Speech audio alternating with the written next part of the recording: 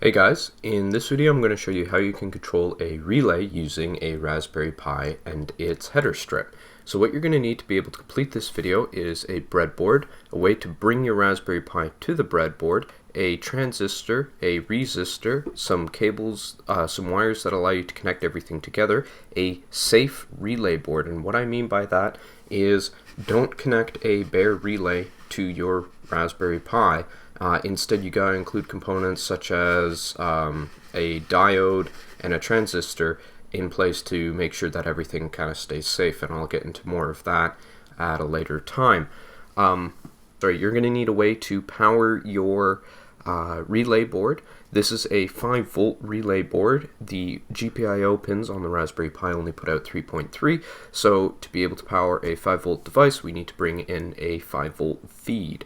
So let's get started in wiring this up. The transistor that I'm using here is a 2N3904, and so it's your standard 3-pin type resistor with its collector, base, and emitter. So I'm just going to plug this into the breadboard. And now I'm going to wire up the Pi side of the transistor. So the Raspberry Pi is going to control the transistor, so therefore we're going to want to connect the GPIO to the base of the transistor. So taking a resistor here, I'm going to connect the resistor to the base of the transistor. The reason why we include the resistor connected to the base there is if we don't, we will be short-circuiting our Pi's header strip. You're going to want to then connect the emitter pin of the transistor to ground of your Raspberry Pi. Now we're going to wire up the relay side of the transistor. The collector of the transistor should be connected to the 5-volt rail powering the relay. The emitter of the transistor should be connected to the communication pin that your relay board likely has. This is the pin that the relay board uses to know that it needs to be flipped on or off, and then finally we're going to connect up the power. So now we can get to the programming side of it all.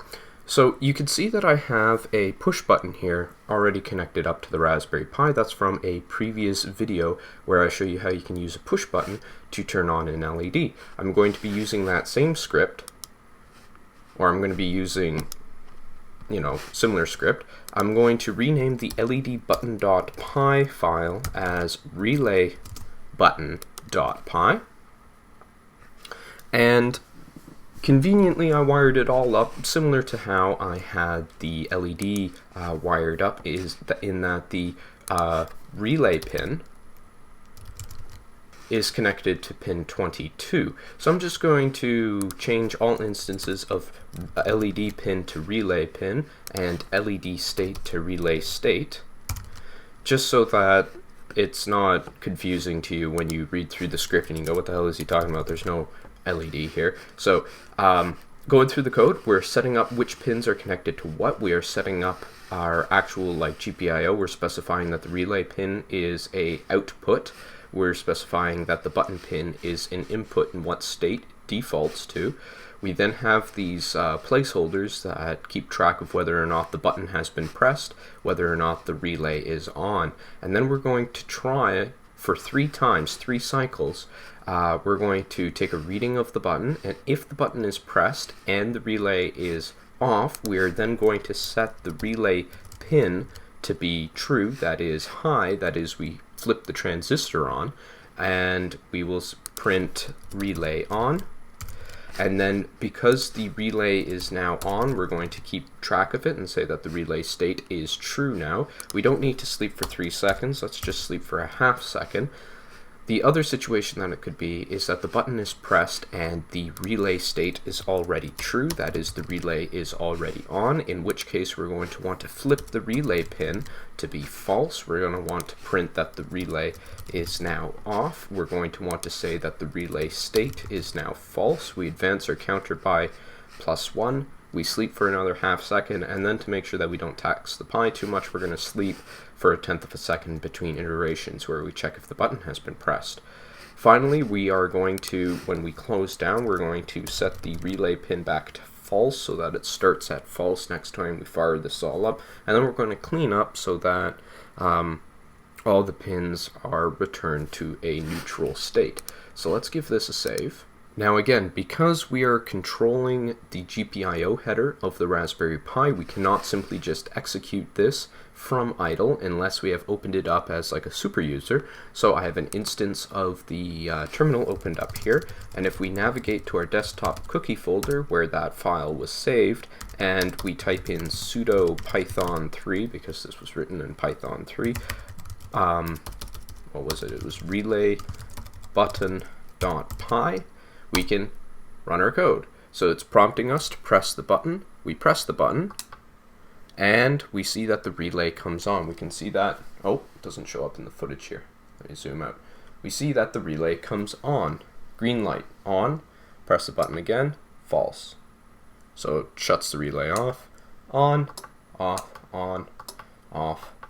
and of course the program shuts down. So there you go. There's relay control using a push button. You don't need the push button, but it shows you how it's all done. Now, turning a relay on and off is not really that cool, so I'm going to go ahead and wire this up to a compact fluorescent light bulb, and we can see what this really means. See in just a moment.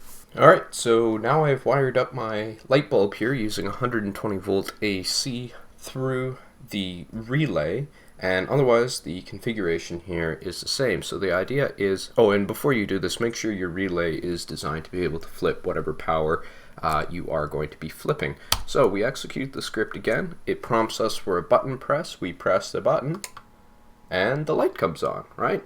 Cool. Off, on, off. Come on, this is pretty cool, guys.